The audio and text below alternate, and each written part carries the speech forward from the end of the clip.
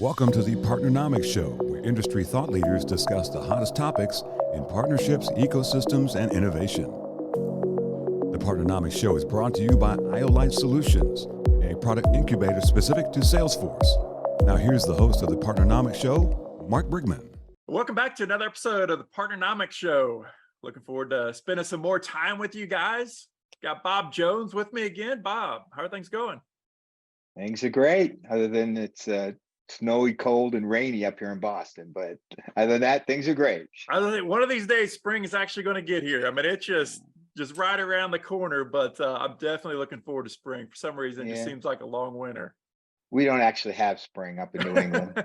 I'll say up in Boston, man, it's almost always cold, or at least a little colder than what it is around here. Till June. Exactly. So Bob is one of our Partnernomics implementers. And so obviously we've had him on the show before. We're going to have him as a repeated guest. But one of the main things we want to do with the Partnernomics show is to really get down to the ground floor on some of these, success practices of partnering and speaking, ground floor on tools. Not 40,000 foot, not 30,000 foot. We all kind of get that, but what is the how-to?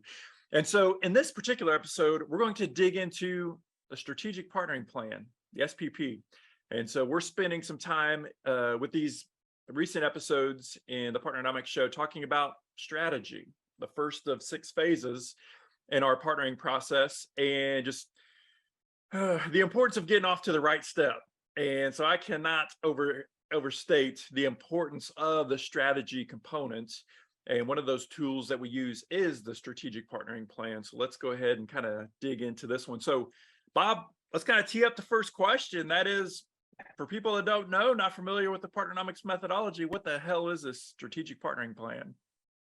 Well, I think, and I know you're going to have another show on the organizational partnering plan, but I think it's important to get context. So, the strategic side of building a partnering program, kind of has 2 elements. One, OPP, or organizational, which is kind of talks about overarching intent of the program. And then the SPP, or strategic partnering plan, is all about what are the strategic partnering initiatives. It's really important to understand the granularity of those strategic partnering plans. Oftentimes, most companies could have 5 to 10 or more. And so there's a whole aspect of defining, those strategic initiatives in enough detail to be able to work them. Yeah.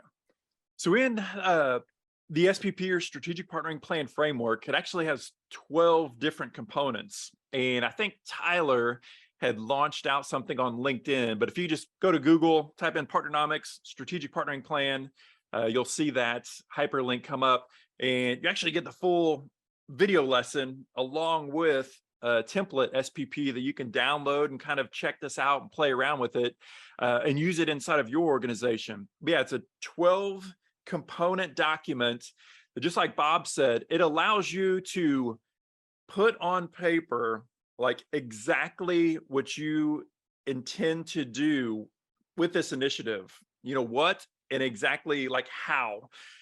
So many times, I think, Bob, was even in the last episode that you and I did together, we were talking about, we get into these whiteboard sessions. Our executive went to this trade show, went to this conference, came back. They said, hey, we need to do a deal with Joe's company or with Susie's company.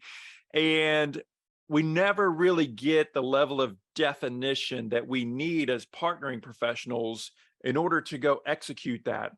And that's exactly what the strategic partnering plan is designed to do, is to give you these 12 components where you spend time working through the 12 components to really figure out, what are we trying to do? Who are the ideal partners? What are the goals? How are we going to be judged for success coming out of that? But provide some specific definition to it. And even as you look across your team, a lot of times we're working on these partnering teams, whether it's channel side for revenue focused partnerships, solution side for tech and solutions and product focused partnerships, we need to have a way to even communicate sideways, horizontally with our different partnering professionals so that everybody's on the same page. Yeah, I mean, I think the SPP I think is really eye-opening for folks as they kind of look through it, and it's all pretty intuitive when you think about it. It's like, oh yeah, I guess I really should know this about a specific partnering initiative. But I think it's really important. I mean, there's a number of reasons why it's important. One is to make you think about what it is you're trying to accomplish. But we talked about this the last time. The SVP is part of the whole executive buy-in process. They have to understand, what it is that you're trying to do with these initiatives. It really helps internal alignment. If you think about all the things that go on in a partnership, and I've talked about it. We'll probably talk about it more. Partnering is not a department; it's a strategy. So you really have to understand how all those elements of the partnership kind of touch other elements. The whole partnering process is long, so the SPP gives you a map. It's really important to have a roadmap as you're going through the partnering process. As we know, it's a long time from identifying partners, recruiting them, scoring them, and all that. So it really is a important map. I think the other thing is it continues to keep it's a living document, so it allows you to collaborate internally as you move through the partner process. And then finally, I'll steal the line you used last time from Ben Franklin. If you're failing to plan, you're planning to fail. So,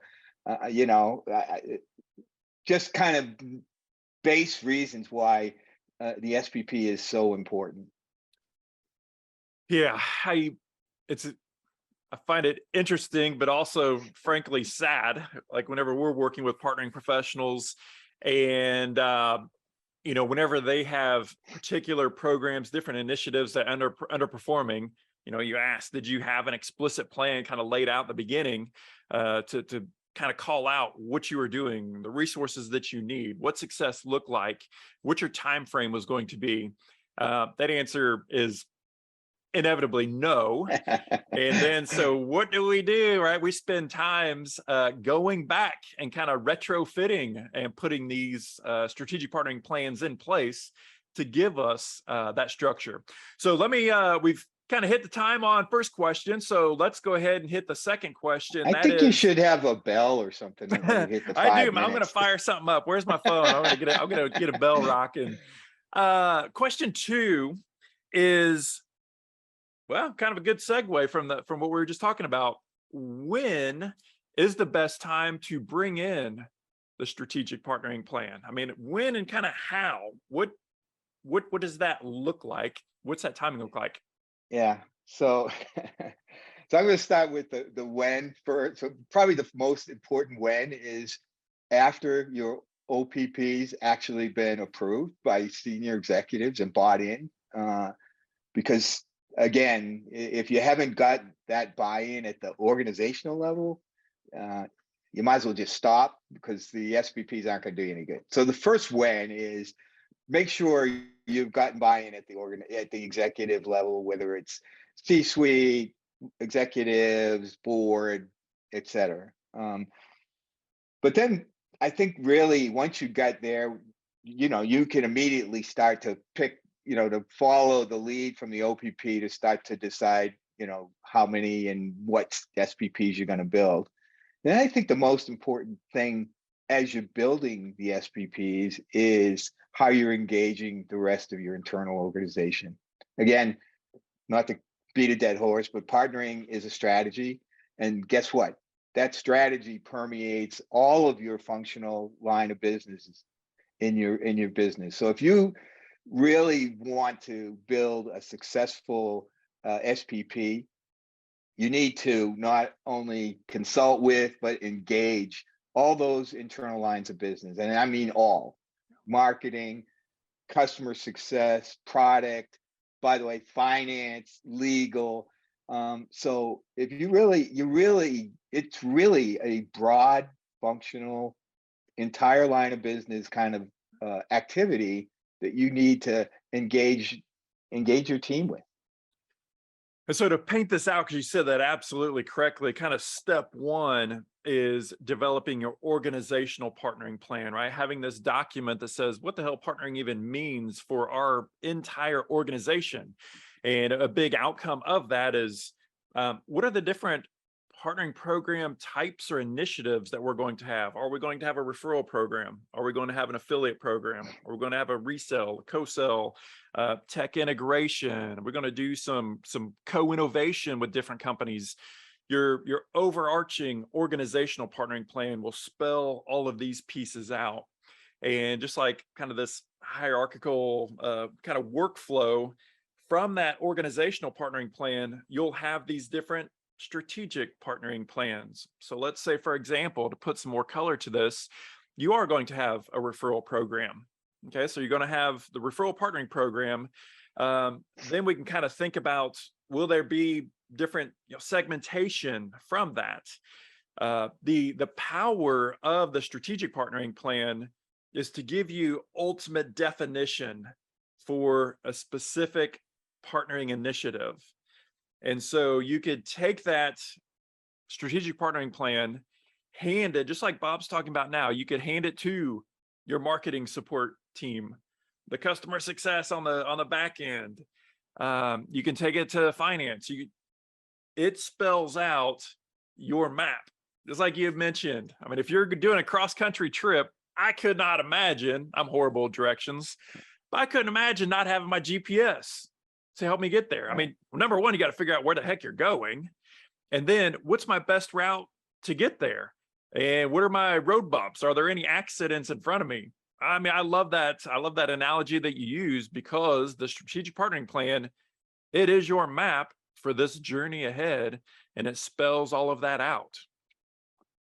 Yeah, well, and I think, again, kind of the success practice that you and I talked about. I don't know if it's some future show we're going to talk about our RACI model, but when you think about the roles, responsibility kind of approach, SPP, it literally, there's going to be a checkbox in every function in your business that's going to be engaged, consulted, informed about the SPP, because it's like I said, it touches everything.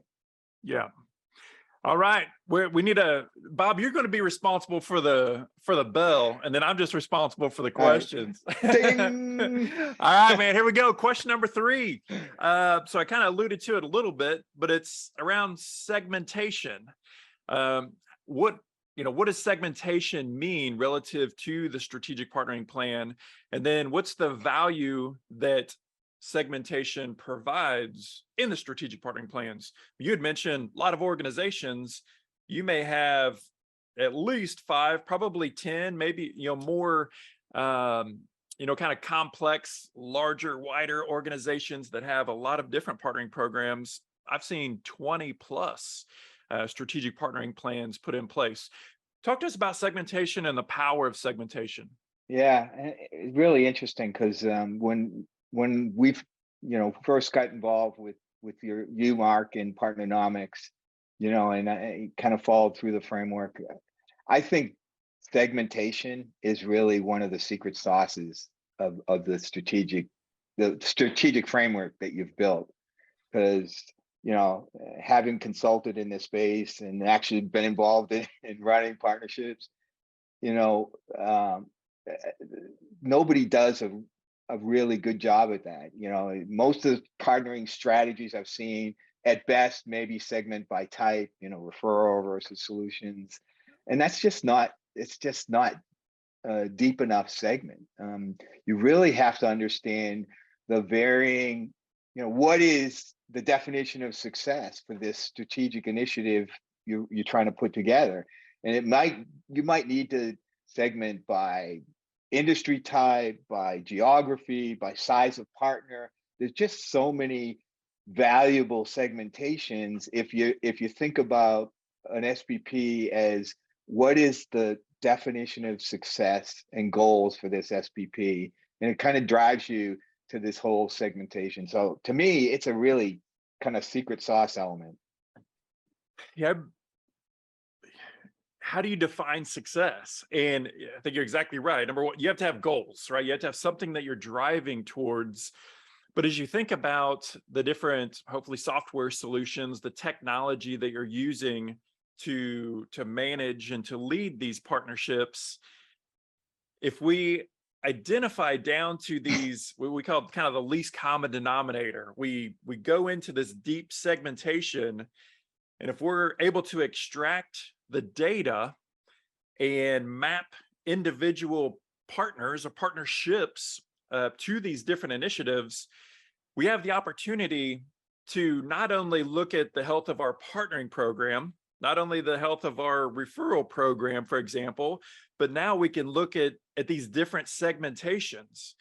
And so maybe, to the point that you were making, you can segment by geography, you can segment by industry, segment by, by company size, by partner size, by solution, by anything that you want. If we're pulling down data, but we're only kind of grouping or looking at our partners from, say, a partnership type level, so let's say referral program, and we're lumping all 100 or 200 or 5,000 partners into that one bucket, that doesn't tell us all that much. There's so much more power to be gleaned from that. What if we do segment by geography, by industry, by segment, by solution, by whatever is important for you? Now it really illuminates performance at a much granular level. You could have some segments of your referral program that are performing very well. You could have some segments of your referral network that are underperforming, but you only know that if you define it out to that level and manage to that level. Completely agree. But I'm going to give a lesson learned, a caution. Well, there's no shortage of those on the show, I can promise. Exactly. So because segmentation can cause analysis paralysis. Especially not so much in a new program, because you pretty much have a finite world going in. But if you're now trying to apply the framework of segmentation onto an existing set of partners or partnerships, sometimes it'd be like it seems like a daunting task. So the lesson learned, at least my experience, is either focus on the 80-20 rule.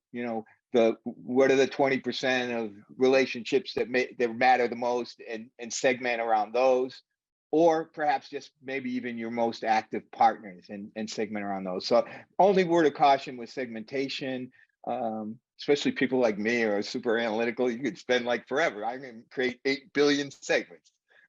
Yeah, great point. And in all of this kind of world of partnership management, you have to find this happy medium. You got to find this balance. What's going to be the best bang for your buck to put your resources.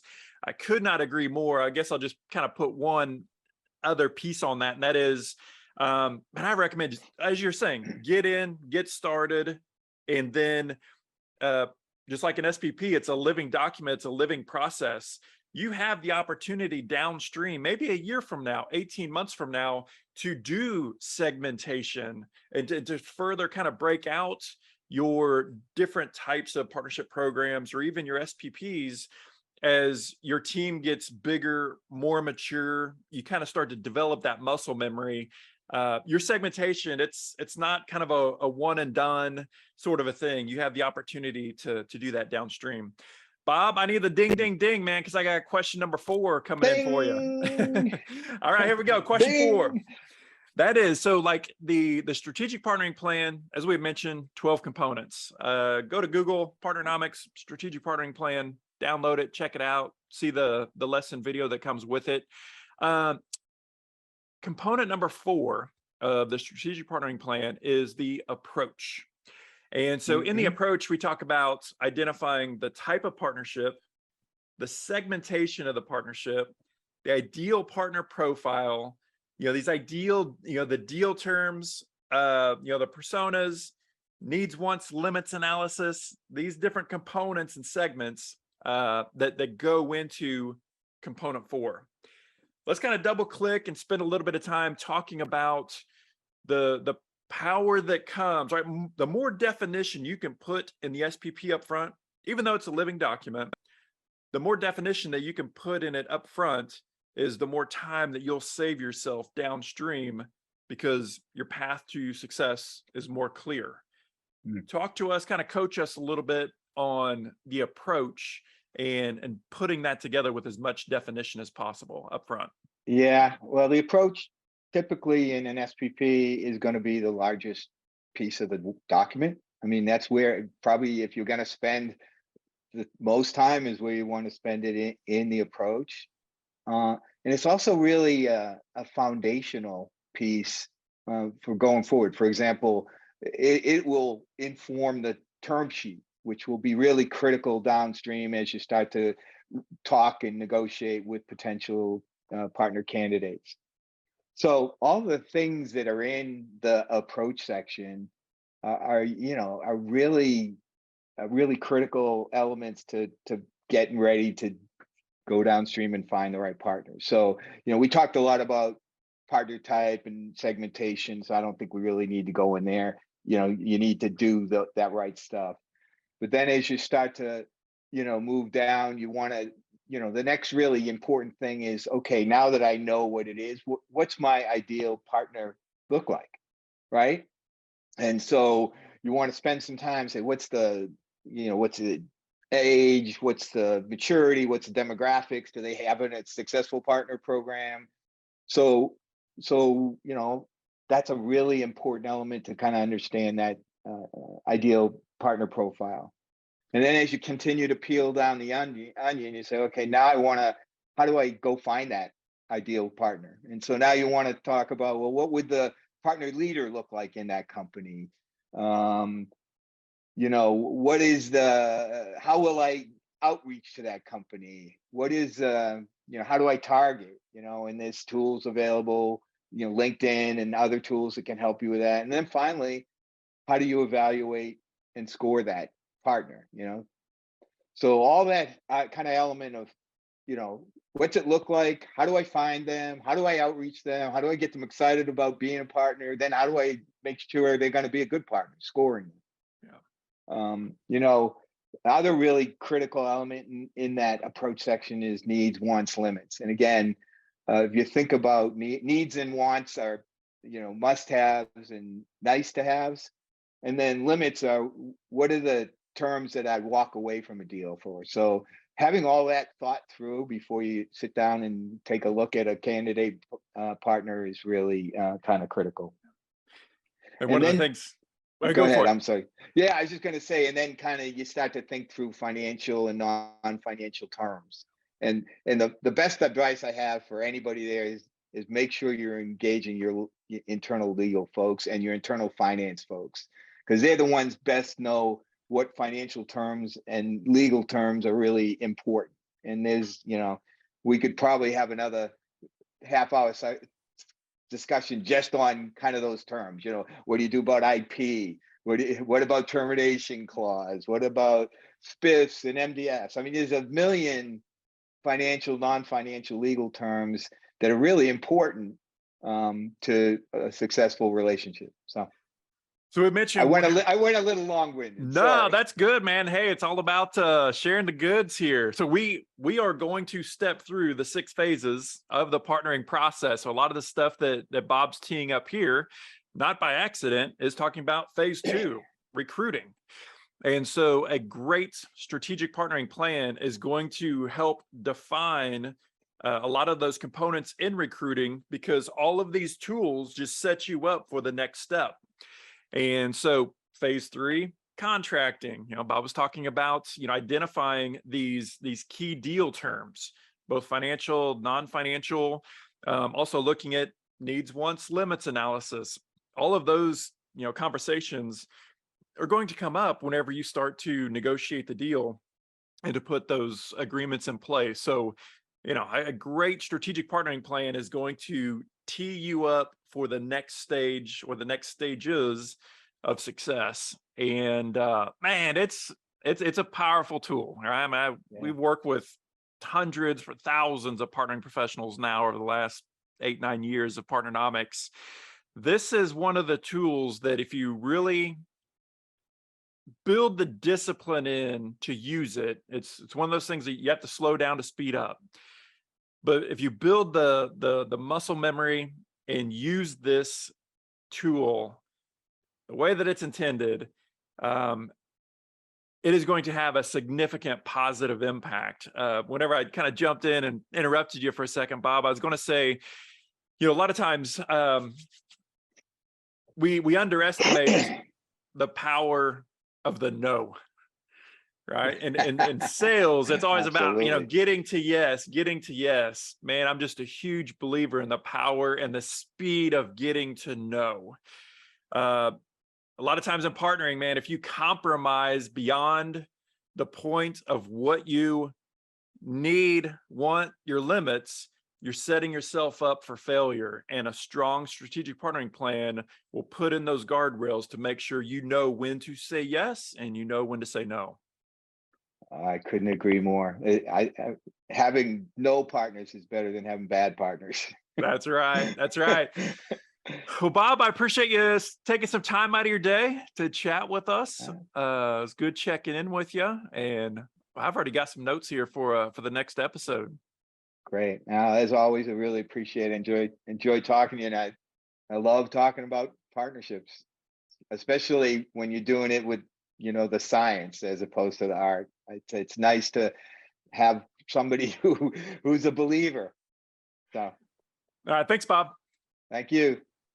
Thanks for joining us for this week's episode of the Partnernomics Show. Don't forget to subscribe to get the newest episodes at thepartnernomicshow.com. Special thanks to our sponsors, Iolite. To learn more about Iolite, visit iolitepro.com. And Partnernomics, the science of partnering. To learn more about the suite of Partnernomics courses, coaching programs, and consulting services, visit partnernomics.com. See you on the next episode.